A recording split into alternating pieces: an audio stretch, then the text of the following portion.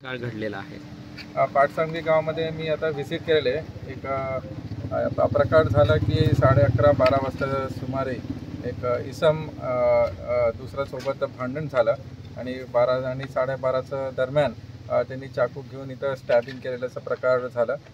जे इंजोर्ड होता त्याला बार्शी हॉस्पिटलला शिफ्ट करताना तिथं बार्शी हॉस्पिटलमध्ये त्याला ब्रॉड डिक्लेअर्ड डेड म्हणून असं घोषित झालेले आहे। तर आम्ही इथं स्पॉटला व्हिजिट केलं, सगळं चौकशी केल्यानंतर हे समोर येते की हे जे गौरव म्हणून नाव आहे ते आरोपीचं त्याचं आणि दुसरं वैयक्तिक भांडण होतं आणि एक प्रेम प्रकरण पण होतं। ते मुलीला मार्च 16मध्ये त्यांनी हेच गावाच्या मुलींना पळून घेऊन गेले होते।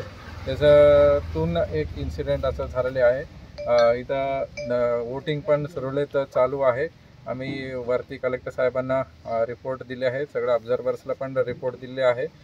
कोणताही राजकीय काही व्यक्तीचा या पार्टीचा इथं संबंध नाही आहे। राजकारणाशी या घटनेचा कोणता संबंध आहे का?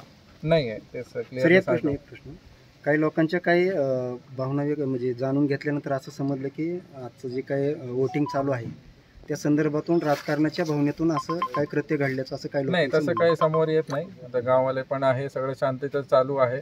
आता कोणताही असं पार्टी या व्यक्ती यांचा कोणताही सहभाग नाही आहे। त्यांचं वैयक्तिक काही इश्यूज होते, त्यांचं भांडणातून हे इन्सिडेंट झालेले आहे। धन्यवाद।